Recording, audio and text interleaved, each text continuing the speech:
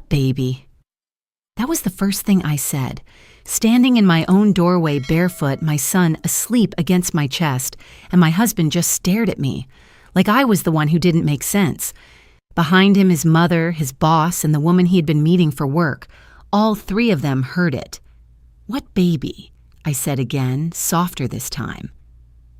The one you told me to take a cab for at 2 a.m? He opened his mouth. Nothing came out. That was the moment everything broke. But the truth is, it didn't start there. It started a week earlier in the dark at 2:03 a.m. I remember the exact time. Because that was the line. Before that, I was still trying to be a good wife. After that, I stopped. I was standing in the hallway, hand on the wall, trying to breathe through the pain. Warm fluid running down my legs, a cramp so sharp it bent me forward. The house was quiet. Too quiet. You know that kind of silence where even the clock sounds louder than it should. I said his name, Ethan. Nothing. I walked into the bedroom, shook his shoulder. "Ethan, wake up, I'm in labor." He groaned, rolled onto his back, barely opened his eyes. What? My water broke. I waited. I thought, this is the moment. This is where he sits up, gets dressed, panics a little, maybe grabs the keys too fast. That's what husbands do, right? Instead, he looked at me at the floor, at my nightgown and his face. I will never forget this. It wasn't fear. It wasn't concern. It was irritation. "Then call a cab," he said, just like that. Like I had asked him to take out the trash. I thought I misheard him. A cab. He dropped his head back onto the pillow. "I have a board meeting in the morning." I stood there for a second, maybe 2. Waiting for him to correct himself, to laugh, to say he was half asleep, to get up. He didn't. Or, Uber, he added, eyes already closing. Whatever works, whatever works. I was 38 years old after years of trying, after doctors, after disappointment, finally pregnant. Standing in front of my husband in labor, and all he could think about was his sleep. I said his name again. Quieter this time. "I can't drive like this." He pulled the blanket up. "Then don't call someone." Someone, not me. Not, "I'll take you." Just someone. Then he reached over, picked up his phone, turned it face down. "Keep it down, okay?" And just like that, he went back to sleep. I wish I could tell you. I screamed. That I threw something. That I made a scene. I didn't. I just stood there, holding my stomach, breathing through another contraction, and something inside me went cold. Not anger, not yet, just clarity. The kind that hits all at once and changes everything. I walked out of the room, didn't slam the door, didn't say another word, just closed it. Halfway, like I already knew I wasn't coming back the same.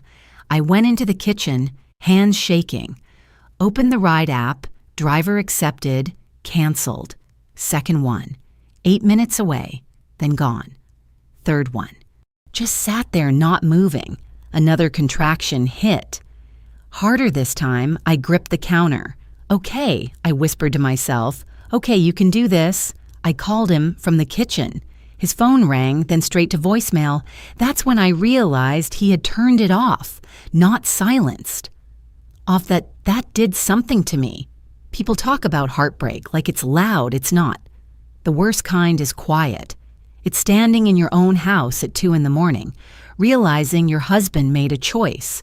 He chose comfort over you, and that was the moment I stopped waiting for him to choose me. I just didn't know yet how far I was about to go without him, and I definitely didn't know what I was about to find when I finally made it to the hospital alone. By the time I got into the car, my hands were shaking so bad I dropped my keys twice. The driveway looked different at night, colder, empty, like the house behind me wasn't mine anymore. I sat there for a second, both hands on the wheel, forehead pressed against it, trying to breathe through the pain. Another contraction came, low, tight, like something inside me was being twisted. "Okay," I whispered. "Okay, just drive." The engine turned over. The dashboard lit up. 2:21 in the morning. I backed out slow, tires crunching over the edge of the driveway. The streetlights cast that dull yellow glow over everything, like the whole neighborhood was asleep on purpose. No one knew. No one saw. I pulled onto the road, gripping the wheel with both hands. Every few minutes, one hand dropped to my stomach. Pressure. Breathe. Back to the wheel. The road to the hospital wasn't far. 15 minutes if traffic was normal. That night, there was no traffic. Just me, and the sound of my own breathing filling the car.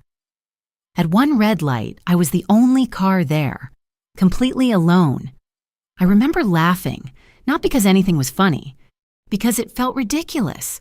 My husband was asleep in our bed, and I was sitting at a red light in labor, by myself. "Board meeting," I said out loud. Another contraction hit so hard my vision blurred.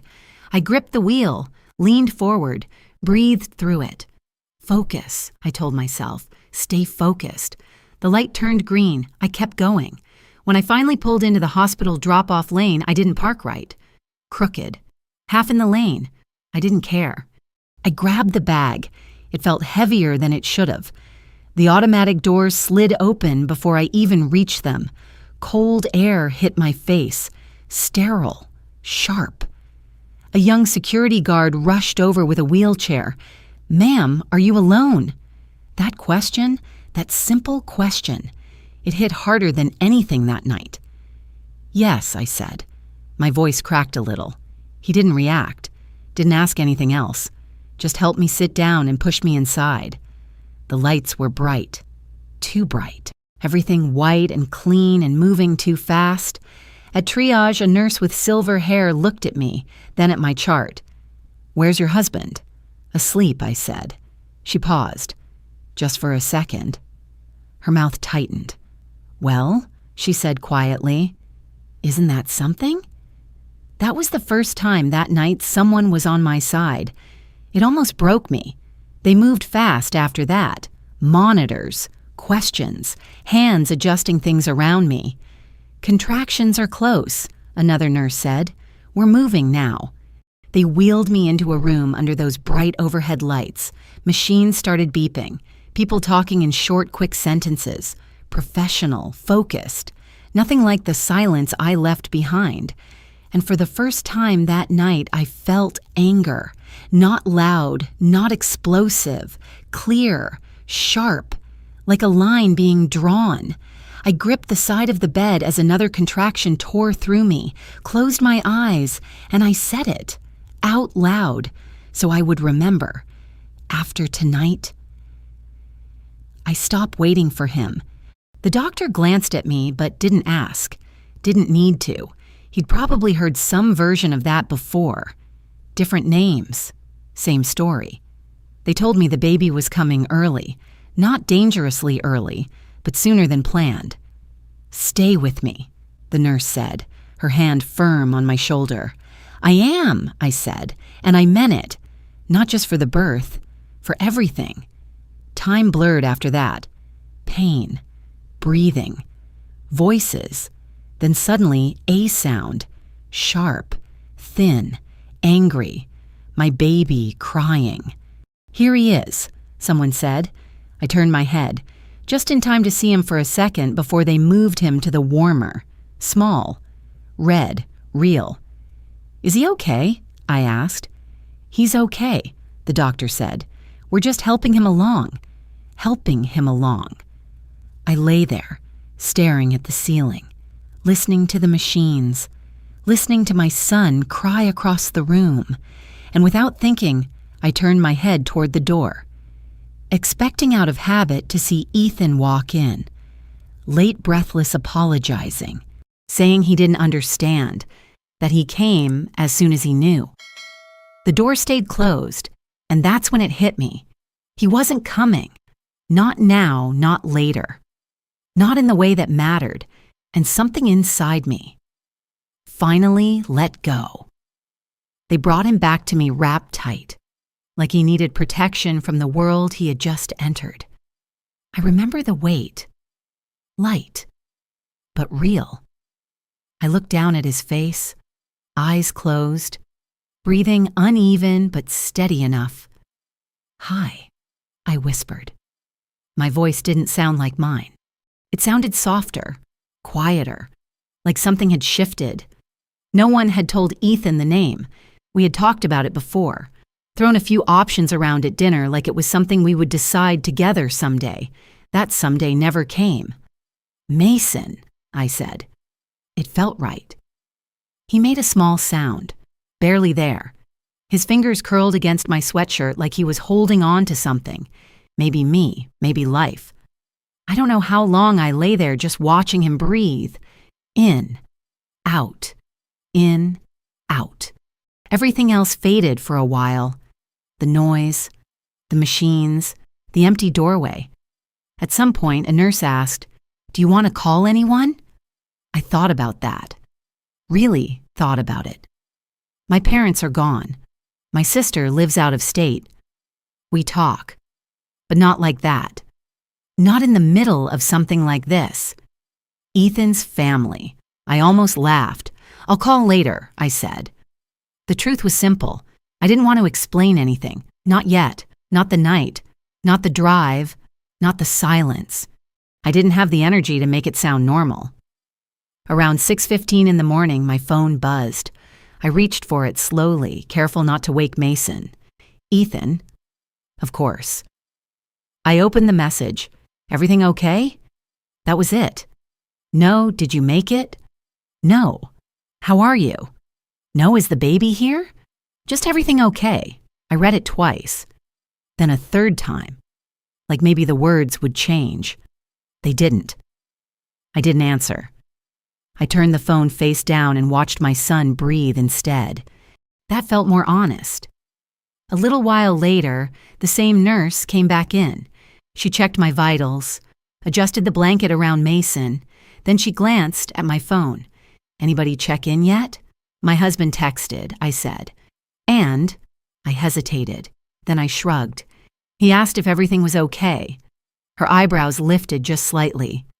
"Well," she said, "dry, that's one way to put it." I almost smiled.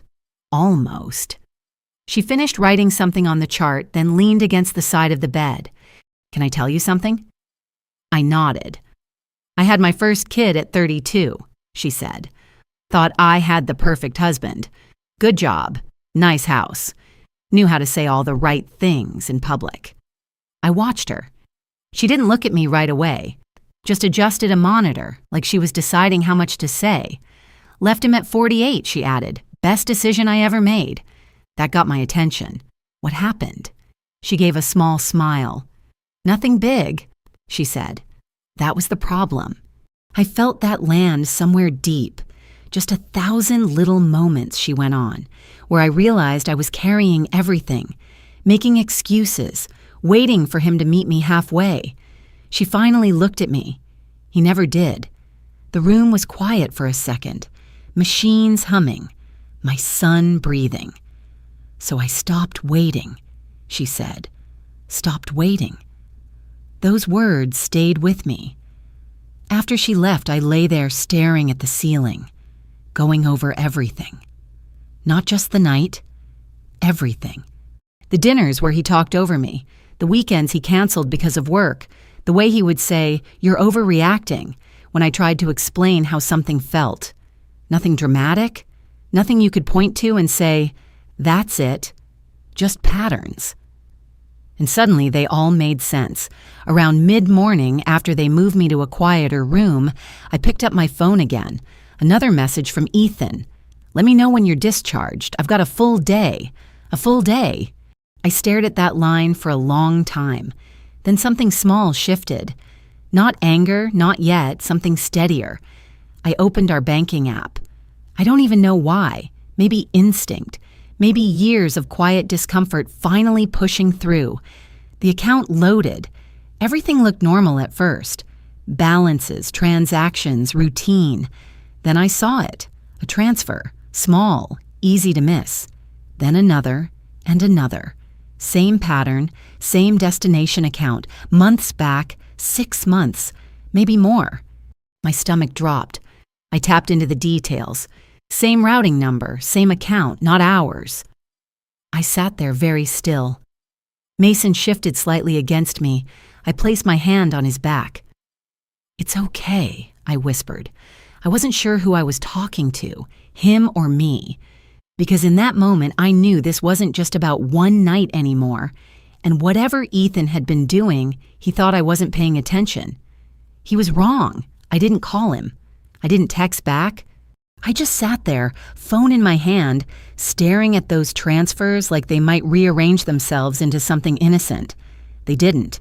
Same amount patterns, same destination, quiet, consistent, careful, not sloppy, not accidental, planned. Mason shifted against my chest, a small sound.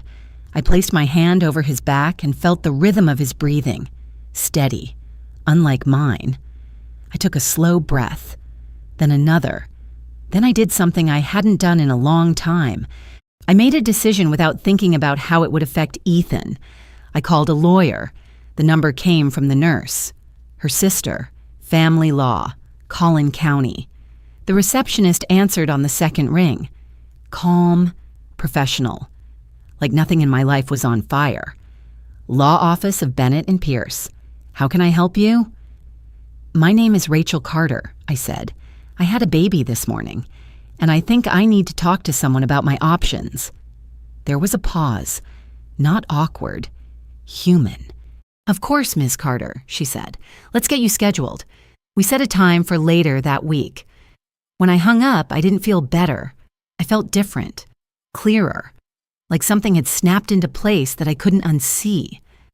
That afternoon, a nurse brought in paperwork, insurance forms, discharge planning, emergency contact. Let's get these done while you're feeling okay, she said. I nodded and took the pen. Name, date of birth, address, routine. Then I hit the line. Emergency contact. My hand stopped. For years, I would have written Ethan's name without thinking. It was automatic, like signing my own. Now my pen hovered over the paper. At 2 a.m, he told me to call a cab. At 6:15, he asked if everything was okay. At mid-morning, he reminded me he had a full day. I wrote my own name. The nurse glanced at it, then at me. She didn't say anything, just gave a small nod. Good, she said quietly. That one word stayed with me longer than anything else that day. Good. Not sad, not complicated, not tragic. Good. Later that afternoon, my phone buzzed again. Ethan, I'm heading into a meeting. Let me know when you're home. Home. I stared at that word. What did he think was happening? Did he think I was sitting in a waiting room somewhere, scrolling my phone, waiting for him? Or worse, had he not thought about it at all? That felt more accurate. I set the phone down. Still didn't answer. Out of habit, I opened social media. I don't even know why, just something to fill the quiet. That's when I saw it. Ethan had posted a picture of his laptop on a conference table, coffee cup next to it, clean, polished, professional. Caption, "Big day ahead, let's go." There were already likes, comments from coworkers, a thumbs up from his brother. I stared at that picture for a long time. That was my husband, the man who told me to take a cab in labor, the man who turned his phone off, the man who was sitting under fluorescent lights right now, presenting himself like nothing had happened, like he was reliable, like he showed up. A strange calm settled over me, not shock. That had passed. Not anger, not yet. Something quieter, stronger. I'm not angry, I said out loud. Mason's fingers brushed against my wrist. I'm done. That felt true. That evening, they brought me dinner. Overcooked chicken, green beans, a roll I didn't touch. I picked up my phone again. 3 messages now. Everything okay? Let me know when you're discharged. I'll come by tonight. I want to see the baby. I read that last one twice. I want to see the baby, not our baby. Not how are you, just the baby. A week ago, that message would have softened me, made me think maybe he was trying. Now it landed different. Now you want to be a father? I said quietly. I didn't respond. Instead, I opened the Notes app, started typing. 2:03 in the morning. Water broke. Ethan refused to drive. 2:15 to 2:20. Ride attempts failed. 2:21. Left the house 3 o'clock. Arrived at ER alone. 6:15. Text. Everything okay? I kept going. Every detail, every word, every timestamp, not emotional, precise. That was new. And it scared me a little, because it meant I wasn't reacting anymore. I was preparing. And Ethan still had no idea how much had already changed. I didn't go home right away. That surprised me. For years, no matter what happened, I always went back home. That was my pattern. Fix it. Smooth it over. Make it look normal again. But lying there in that hospital room, with Mason asleep against me and the late afternoon light coming through the blinds, I realized something simple. I wasn't in a hurry to go back, because whatever home was before that night, it didn't exist anymore. The next morning, Margaret called. Her voice was steady, low, controlled. The kind of voice that doesn't rush. "Ms. Carter," she said, "I understand you've had quite a day." "That's one way to put it," I said. A small pause. Then, "Tell me what's going on." So I did. Not everything. Not the full 10 years of marriage, just the facts. The night, the drive, the texts, the transfers, the pattern. She didn't interrupt, didn't react, just listened. When I finished, she exhaled softly. "All right," she said. "Here's what we're going to do. That word landed. Do not confront him yet," she continued. "Document everything. Keep communication minimal. And do not move money in a way that looks like you're hiding assets." I nodded, even though she couldn't see me. "Keep it clean," she said. "We want this airtight." Airtight. I looked down at Mason, his tiny hand tucked near his face. "And my son?" I asked. "You protect him," she said. That part is simple. Simple. It was the only simple thing left. We set a meeting for later that week. When I hung up, I didn't feel overwhelmed. I felt focused. That afternoon, I was discharged. The nurse helped me into a wheelchair. Mason, wrapped tight in a blanket, placed carefully in my arms. "Do you have a ride?" she asked. "Yes," I said. I didn't, but I wasn't going to explain that. She studied me for a second like she knew. Then she nodded. "Take it slow," she said. I stepped outside. The air was warm, late spring in Texas. Sunlight hit my face, and for a second, everything felt too bright, too real. I stood there with Mason in my arms, looking at the parking lot. Rows of cars, families coming and going, men carrying bags, women holding babies. Normal, all of it, except mine. I walked to my car, same car I drove myself in. I opened the back door, carefully strapped Mason into the car seat, checked it twice, then got into the driver's seat, sat there, hands on the wheel, just breathing. Then my phone buzzed. "Ethan, I'll come by tonight. I want to see the baby." I stared at the screen. My thumb hovered. Then I locked the phone, set it down, started the car. The drive home felt longer. Not physically, emotionally. Every street, every turn. Familiar, but different. Like I was seeing it all from the outside. When I pulled into the driveway, the house looked exactly the same. Same brick, same windows, same front door. Like nothing had changed, but everything had. I got out, opened the back door, unbuckled Mason, held him close. The weight of him grounded me, real, alive, mine. I walked to the front door, unlocked it, stepped inside. The house smelled the same. Faint coffee, clean laundry, Ethan's cologne lingering in the air. I stood in the entryway for a second. Listening? Silence? No footsteps. No voices. He wasn't home. Of course he wasn't. I walked into the living room slowly.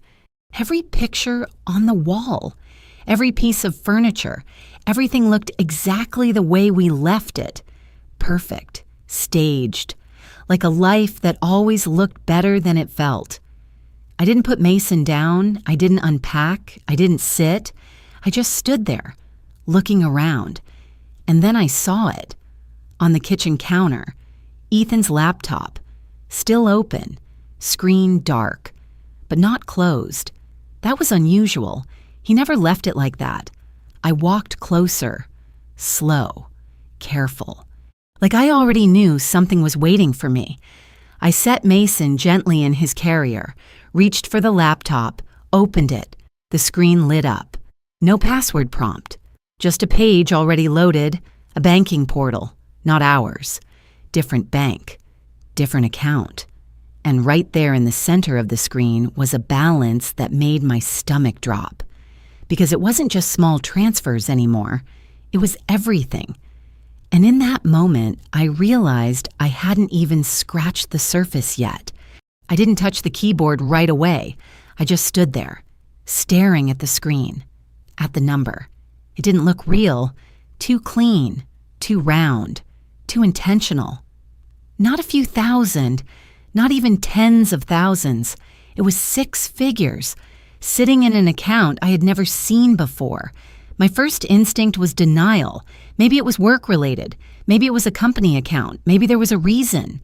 Then I saw the name. His name. Ethan Carter. Not the company. Not a joint account. Just him. My chest tightened. Mason made a small sound behind me. I turned, checked him. He was still asleep. Good. He didn't need to feel any of this. I looked back at the screen, scrolled. Transaction history loaded. There it was, the same transfers I had seen on my phone. Only now I could see where they went and what happened after. Money coming in from our joint account, moving here, then shifting again. Different destinations, investment accounts, a lease payment, monthly. Frisco, Texas. I froze. Scrolled back up. Lease agreement. Opened in another tab. 1-bedroom apartment, modern complex, 6-month term. Started half a year ago. My fingers went cold. Half a year. That wasn't a mistake. That wasn't stress. That was a plan. I clicked another tab. Messages. My breath caught. Not texts. Emails. Short. Careful, but clear enough. Vanessa. Of course. Her name again. Work emails mixed with something else. Lunchtimes. Late meetings. Same place as last time. I'll handle the situation at home. I closed the laptop. Too fast, like it might burn me. The house was quiet. Too quiet again. But this time, it wasn't the kind that made me feel alone. It was the kind that made things obvious. I walked over to Mason, lifted him gently, held him against me. His warmth grounded me, his breathing steady, real. I stood there in the middle of the living room. Everything looked the same, but now I could see it. All of it. Every excuse I had made for Ethan. Every time I told myself he was just busy, just stressed, just tired. No, he had time. He just didn't give it to me. I took a slow breath, then another. My hands weren't shaking anymore. That was new. That scared me more than anything, because it meant I wasn't reacting. I was thinking. My phone buzzed again. Ethan, I'm on my way home later. We'll talk then. We'll talk. Like this was something small. Like he still controlled how this conversation was going to happen. I looked around the house again. Then I did something very simple. I picked up my phone. Called a locksmith. Hi, I said. I need my locks changed today. The man on the other end paused. Today? Yes. Front and back? All of it. Another pause. Okay, I can be there in about an hour. That works. I hung up, didn't overthink it, didn't check with Ethan, didn't ask permission. I moved through the house slowly after that. Not cleaning, not organizing, just noticing. The photos on the wall, smiling vacations, holiday dinners, a version of us that looks solid, stable, happy. I used to look at those and feel proud. Now they felt staged, like a story we told other people. The doorbell rang an hour later. The locksmith was a man in his 50s, work boots, white van, calm eyes. "Afternoon," he said. "You Rachel?" "Yes." He nodded. "You want everything rekeyed?" "Yes." "Any rush?" I looked at him, then back at the house. "Yeah," I said. "There is." He didn't ask questions. Didn't need to. He stepped inside, got to work. Metal tools, small clicks, the sound of something changing. Real change. Not emotional, not invisible, actual.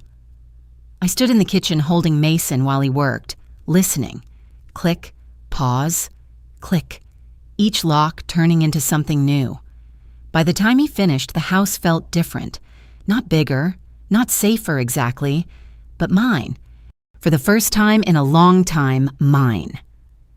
The man handed me the new keys. "These are the only ones now," he said. "Good," I replied. I paid him. He left. The house went quiet again. I walked to the front door, locked it, turned the handle once, just to feel it solid, secure.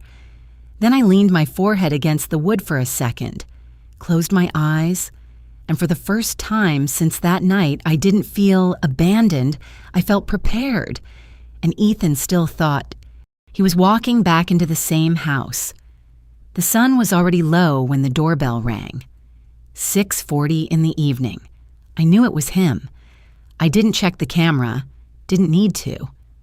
Mason was asleep against my shoulder, warm, quiet. His breath soft through the fabric of my shirt. I stood there for a second, not rushing, not nervous, just still. Then I walked to the door and opened it. Ethan stood there in a pressed blue shirt, sleeves rolled up like he had just stepped out of a meeting. Clean, put together, like nothing in his life had shifted.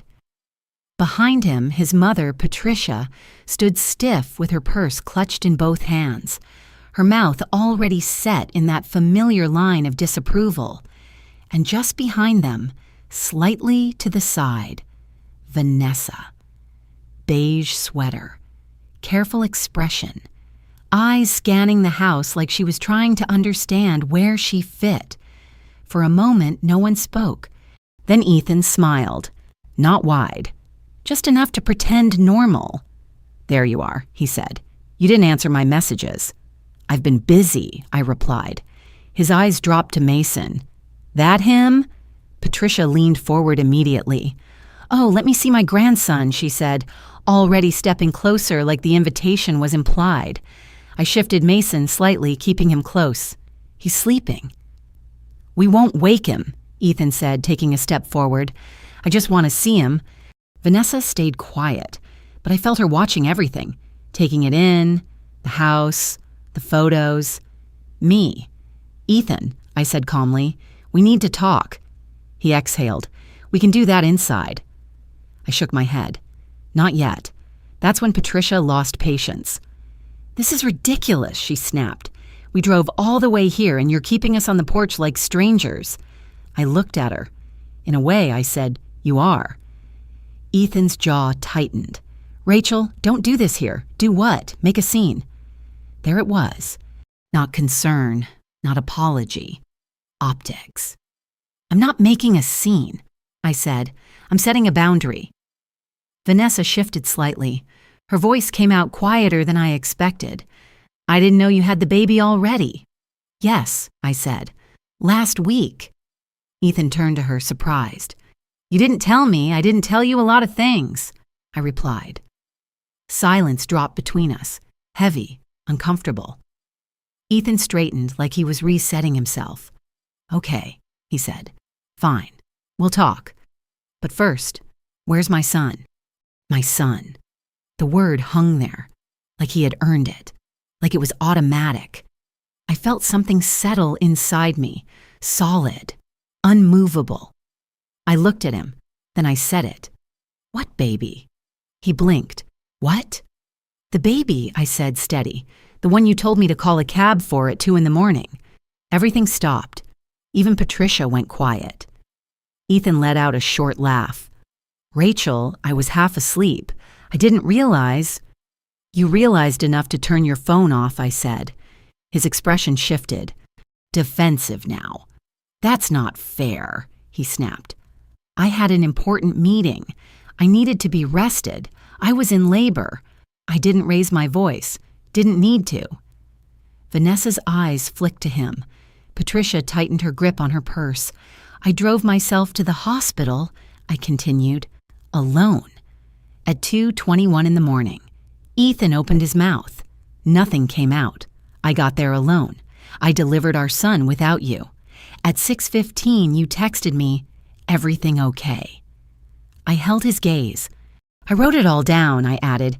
"Times, messages, transfers. The apartment in Frisco, that landed hard." His face changed, not confusion, recognition. "Rachel," he said, "lower now. This isn't the time. This is exactly the time." Patricia looked between us, her voice sharper now. "Ethan, what is she talking about?" He didn't answer. Vanessa stepped back. "I think I should go," she said. Ethan reached for her arm. "Wait." She pulled away. "You said it was complicated," she said. "Not this." Then she turned and walked down the driveway. Just like that. Gone. Patricia stared after her, then back at her son. "What have you done?" Ethan ran a hand through his hair. "This is being blown out of proportion," he said. "Rachel just had a baby." "I'm not upset," I said, and that was the truth. "I'm clear." He looked at me then. Really looked. Like he was seeing me for the first time. "Where is he?" he asked again. Quieter now. I adjusted Mason against me. "You weren't there when he was born," I said. "You don't get to show up now and pretend you are." He took a step back. "That's not how this works. It is now." Patricia shook her head. "This is your husband," she said. "You can't just—" "I can." And I closed the door. The lock clicked. Clean. Final. Inside, the house went quiet again. But this time, it didn't feel empty. It felt like peace. And for the first time in a long time, I wasn't waiting for him anymore. I stood there with my hand still on the door, feeling the quiet settle in, not heavy, not empty, just still. Mason stirred slightly in my arms. I shifted him closer, resting my cheek against the top of his head. Warm, safe, mine. For a long time, I didn't move. I just listened. No voices outside, no footsteps, no knocking. They were gone. Just like that. I walked back into the living room slowly. Every step felt different. Lighter. Not because anything was easier, because I wasn't carrying the same weight anymore. I sat down carefully on the couch, adjusting Mason in my arms. He made a small sound, then settled again. I watched his chest rise and fall, steady, reliable. Something in my life finally was. My phone buzzed. Ethan, of course. I didn't pick it up right away. Let it buzz. Stop. Buzz again. Finally, I reached for it. A message. "You can't keep me from my son." I stared at it, read it once, then again, same tone, control, expectation. Like he still believed he could walk in and claim something just because he said the word father. I typed back, "Slow, deliberate. You can request visitation through legal channels." I read it twice. No emotion, no anger, just clear. Then I hit send. The reply came fast. "Are you serious right now?" I didn't answer. I locked the phone and set it down. That was new. Before, I would have explained, defended, tried to make him understand. Now, I didn't need him to understand, I just needed him to hear it. The next morning came early. Mason woke before sunrise, crying, sharp, hungry. I lifted him out of the bassinet, holding him close, pacing slowly through the kitchen. The house felt different in the morning, quieter, more honest. No tension sitting in the walls, no waiting for footsteps, just me and him. I warmed a bottle, leaning against the counter while it heated. The microwave light flickered. The hum filled the space. Simple sounds, real sounds, not forced, not staged. I fed him slowly, watching his eyes close again, his small hand curling around my finger. "You're okay?" I whispered. Maybe I was saying it to both of us. Later that morning, I met with Margaret. Her office was clean, neutral, organized in a way that made you feel like nothing slipped through the cracks. She didn't waste time. "Tell me what happened last night." So I did. The door, the conversation, Vanessa leaving, the way Ethan tried to shift the narrative. Margaret listened, pen moving across a yellow legal pad. When I finished, she nodded once. "Good," she said, that word again. "Good." "He showed up," she continued, "and you held your ground. That matters." I sat back in the chair, Mason asleep in the carrier beside me. "He thinks this is about one night," I said. Margaret looked up. "They always do," she replied. "It's easier that way." Her pen tapped lightly against the paper.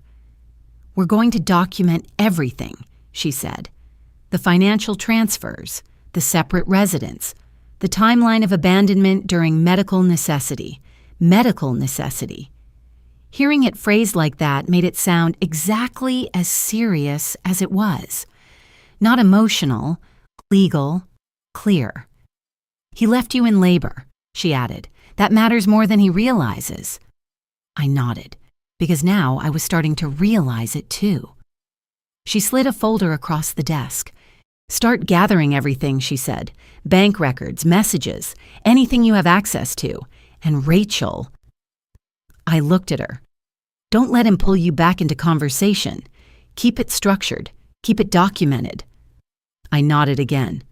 That part felt easy now, because the truth was I didn't want to talk to him anymore. Not the way we used to, not at all. When I got back home, I placed Mason gently in his bassinet. Then I sat at the kitchen table, opened my laptop, started organizing accounts, screenshots, dates, patterns. The more I looked, the clearer it became. This wasn't something that just happened. It had been building quietly, carefully while I was still trying to hold everything together. And the more I uncovered, the more I understood something else. Ethan didn't think I would ever look. He didn't think I would ever question. He thought I would stay exactly where he left me. Waiting, fixing, explaining. He was wrong, and he still had no idea how much control I had already taken back. The first week passed in pieces, not days, pieces, feeding, sleeping, paperwork, breathing, repeating. Mason cried at night, sharp, sudden cries that cut through the quiet. I would lift him, walk slowly through the kitchen, the floor cool under my feet, the microwave clock blinking in the dark. 2:17 in the morning, 2:32, 3:10. Time didn't feel like time anymore. It felt like survival. But even in that fog, I stayed consistent. That was the one thing I held on to. Every message from Ethan went unanswered unless it mattered legally. Every call went to voicemail. Every voicemail got saved. Margaret's voice stayed in my head. Keep it clean. Keep it documented. The second week, his tone changed. Less demanding, more careful. "We need to talk. I miss my son. I didn't realize it would be like this." I read every word, didn't react, because I knew something he didn't. Words didn't matter anymore. Actions did, and his actions were already on record. One afternoon while Mason slept, my phone rang again. Unknown number. I let it ring once, twice. Then I answered. "Rachel Carter?" "Yes." "This is Daniel Brooks, attorney representing Ethan Carter." Of course, there it was. Formal now. Structured, controlled. "Mr. Carter would like to arrange visitation," he said. We're hoping to keep this cooperative. Cooperative. I almost smiled. I'm working through my attorney, I replied. You can contact Margaret Bennett. A pause. Then, of course, he hung up. Short, professional, clean. I set the phone down and looked over at Mason, still asleep, unaware, protected. That was the only thing that mattered. The following week, Margaret called me into her office again. We sat across from each other, a thick folder between us. She opened it slowly. Rachel, I need you to see this clearly. She slid a document toward me. Bank statements. Detailed, expanded. More than what I had seen on the laptop. Transfers started earlier than we thought, she said. Almost a year back. A year. I stared at the numbers. Month after month. Small amounts, then larger ones. Careful, strategic. He didn't just plan to leave, Margaret continued. He planned to land somewhere else first. Frisco, Vanessa, the apartment. It all connected. Another document, lease agreement, signed, renewed. My chest tightened, but I didn't look away. Financially, she said, tapping the page, this works in your favor. He moved marital funds into a separate account. That's a problem for him, problem. I nodded slowly, because now I could see it. Not just betrayal, mistakes, legal mistakes. He thought he was being smart, quiet, invisible, but he left a trail, and I had it. Emotionally, Margaret added, softer now. You're doing better than most clients in your position. I let out a small breath. Doesn't feel like it, I said. She nodded. It won't. Not yet. Silence settled for a second. Then she leaned forward slightly. There's one more thing, she said. I looked up. His employer has policies about conduct, she continued. Relationships with subordinates, misuse of company time. If this escalates, that could come into play. I held her gaze. Another piece, another angle, another layer of control I didn't know I had. I didn't respond right away, because I understood what she was really saying. This wasn't just about me anymore. It was about everything he had built and how easily it could shift. Margaret closed the folder. We don't use that unless we need to, she said, but it's there. I nodded, because I wasn't looking for revenge. Not loud, not messy. I wanted something else. Clarity, accountability, respect. Things I should have had all along. When I left her office, the air felt different, clearer. Like I could see the path ahead. Not easy, but defined. When I got back to the house, I sat in the living room with Mason asleep on my chest. The same room, the same couch, the same photos on the wall. But now I could see the truth in all of it. Nothing had broken in one night. That night just revealed everything that was already cracked. I looked down at my son, his breathing steady, his face calm. You're going to grow up knowing better, I whispered. And I meant it. Because whatever happened next, I wasn't going back. And Ethan still thought this was something he could fix with a conversation. The meeting was set for a Tuesday morning, 10 o'clock, Collin County office building, 3rd floor, small conference room with glass walls and a long table that felt too narrow for everything sitting between us. I got there early. Mason was with a sitter. The first time I had left him for more than an hour. That alone should have shaken me. It didn't. I felt steady. Margaret was already there when I walked in. Files laid out, tabs marked. Everything in order? You ready? She asked. I nodded, because I was. Not emotionally, but clearly. That mattered more. Ethan walked in 5 minutes later. He looked different. Still dressed well, still put together. But something was off. Tie slightly crooked, eyes not as sharp, like he hadn't slept well, or maybe like things weren't going the way he expected. He looked at me, paused. Rachel. I nodded. Ethan. No warmth, no softness, just acknowledgement. His lawyer sat beside him.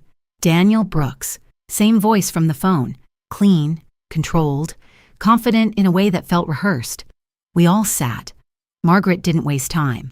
She opened the folder. "Let's begin with timeline," she said. Clear, direct.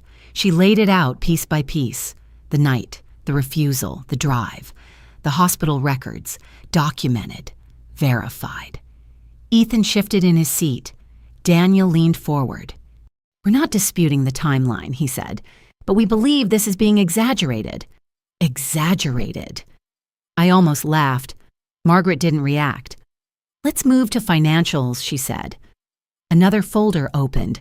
Statements, transfers, patterns, amounts, dates, everything I had seen, everything I had documented, now printed, organized, undeniable. Daniel's tone changed slightly. Those funds were moved for investment purposes. Margaret slid a document across the table, into a personal account not disclosed to his spouse.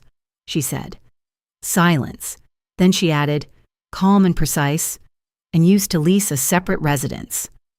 That landed. Ethan's jaw tightened. "Rachel," he said, leaning forward slightly, lowering his voice like this was still something private. "You're really doing this?" I looked at him, really looked, and for a second, I saw it. Not regret, not guilt, confusion, because in his mind, I wasn't supposed to change. I wasn't supposed to sit across from him like this. "Yes," I said. He shook his head slowly. "This is extreme," he muttered. "Over one night." There it was again. One night. I felt something quiet move through me. Not anger, not pain. Understanding. "It wasn't one night," I said, my voice steady. "It was the night everything became clear."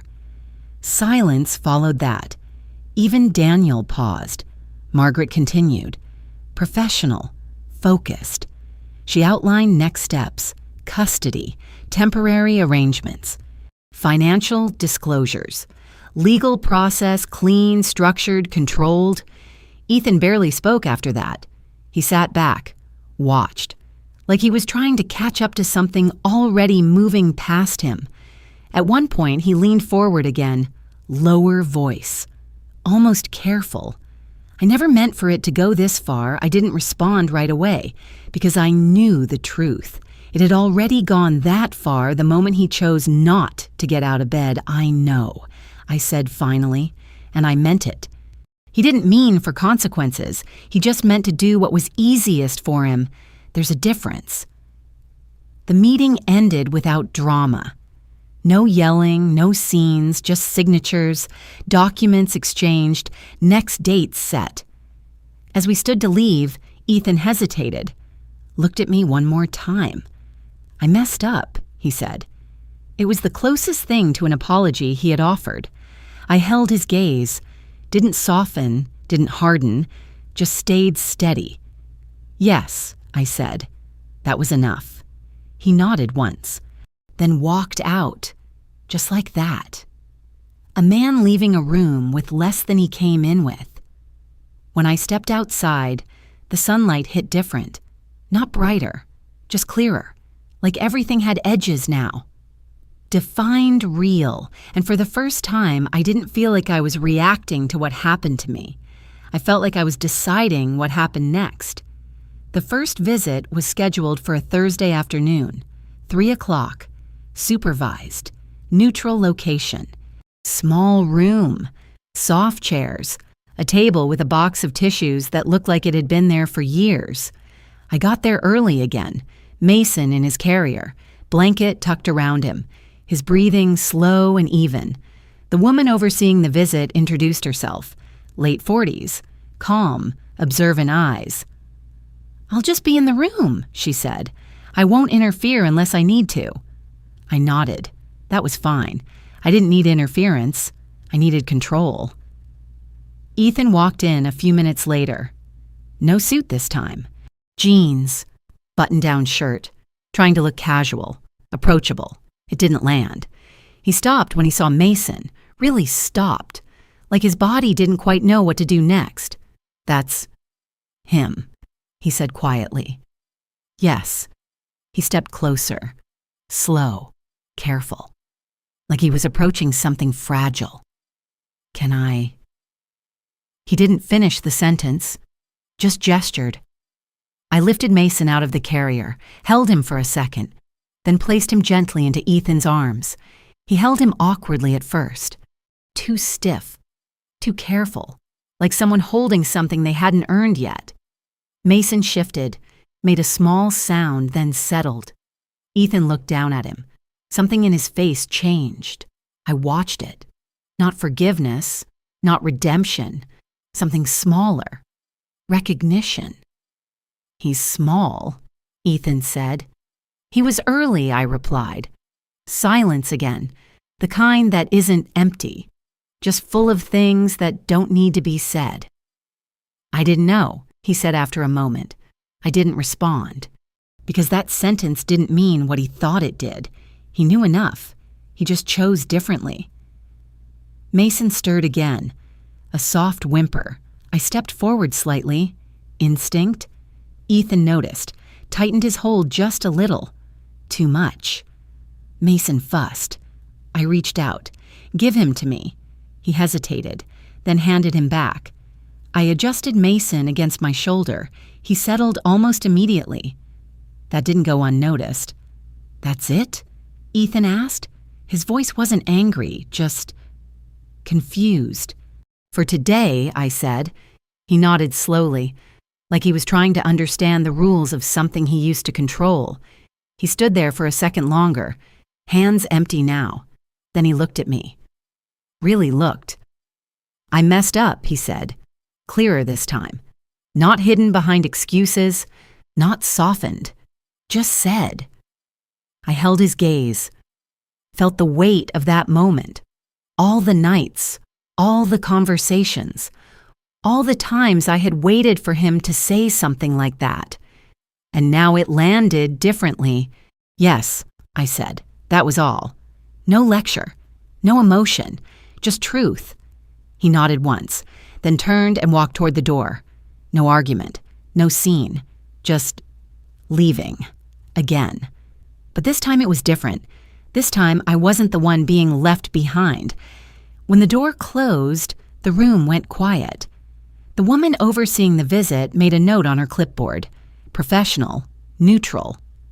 Next visit will be scheduled through your attorneys, she said. I nodded. Mason shifted against me. I held him a little closer, his warmth grounding me. When I stepped outside, the air felt lighter. Not easier, but clearer. Like everything was where it was supposed to be. No confusion, no pretending, just reality. That evening, back at the house, I sat in the living room with Mason asleep on my chest. The same room, the same couch, but nothing felt the same. I thought about the past, not in big moments, small ones, dinner conversations, canceled plans. Quiet disappointments I told myself didn't matter. They did. They always had. Marriage doesn't break in one night, I said softly. Mason's breathing stayed steady. It just shows you where it already was. I leaned back against the couch, closed my eyes for a second, not to escape, just to feel it, the stillness, the quiet, the absence of waiting. For the first time in a long time, I wasn't wondering what he would do next. I was already moving forward, and whatever came after this, it would be something I chose. 3 weeks later, I woke up at 2 a.m. again. For a second, I didn't know where I was. The room was darker than the old house. Quieter, too. No hum from that refrigerator Ethan refused to replace. No faint light leaking through the blinds from the street. Just stillness. And the soft sound of Mason breathing beside me. I turned my head. The digital clock read 2 o'clock. I almost smiled, not because it was funny, because it didn't hurt anymore. That number used to feel like a wound. Now it felt like a marker, something I had passed through and survived. I reached over and placed my hand gently on Mason's chest. "You're okay," I whispered. "I'm right here." That had become our routine, our life. This new place in McKinney wasn't big, smaller than the house in Plano, quieter street, fewer expectations, no one watching, no one judging, no one pretending everything was perfect. It had been 3 weeks since I closed that door, 3 weeks since the paperwork started, 3 weeks of learning what it felt like to make decisions without checking someone else's mood first. It wasn't easy. There were nights Mason cried and I didn't know why.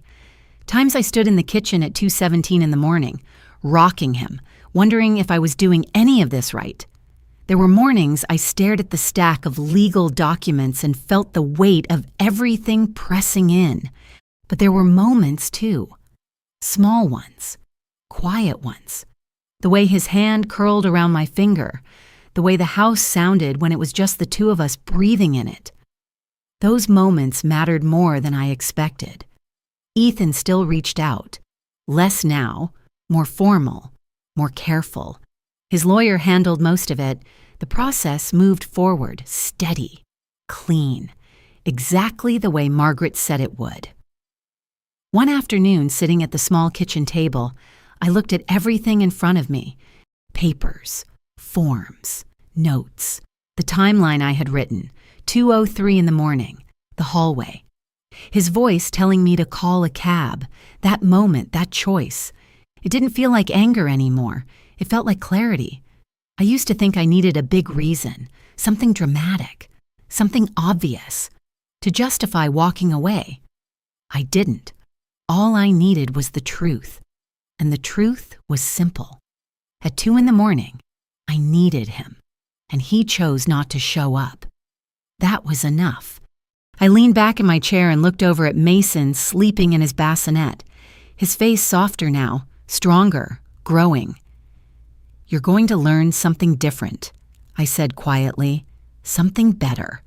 Not about revenge, not about winning, about respect, about showing up, about choosing people who choose you back. Because that's what I learned. Not from the lawyers, not from the paperwork, from that night, from that silence, from that drive alone." I stood up and walked over to him, adjusted the blanket gently, watched him breathe. Then I turned off the kitchen light and stood there for a second in the dark, listening to nothing and everything. The past didn't pull at me anymore. It didn't need to. It had already done its job. It showed me exactly where I stood and where I didn't belong. If you've ever stood in the dark waiting for someone to show up for you and they didn't, maybe that moment wasn't the end. Maybe it was the first honest beginning you've had in a long time. Maybe it's the moment you stop waiting and start choosing yourself. And if this story stayed with you, if it reminded you of something you've been carrying quietly, you don't have to explain it to anyone. Just don't ignore it. Sometimes the clearest answer doesn't come from what someone says. It comes from what they choose not to do.